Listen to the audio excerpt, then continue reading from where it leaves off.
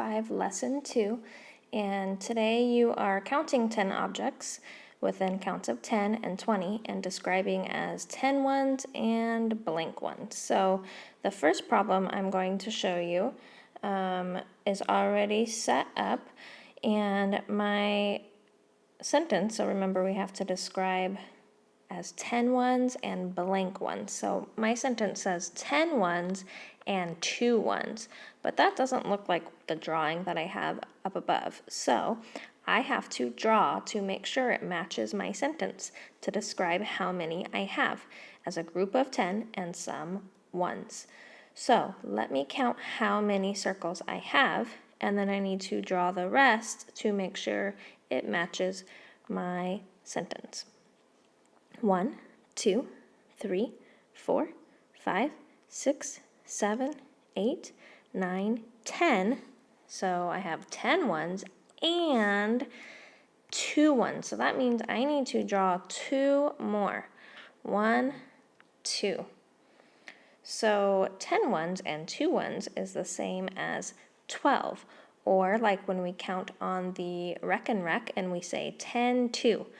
Okay, so we're counting the say 10 way.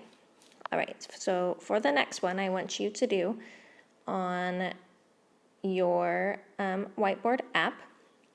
Let me get it set up for you.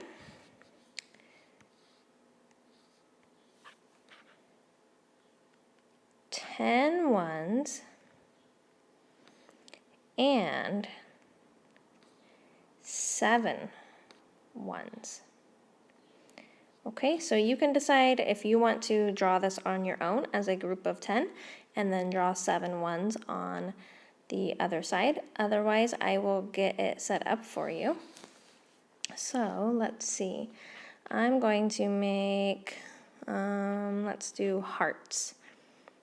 1, 2, 3, 4, 5, 6, 7, 8, 9, 10. I'm going to change my color here.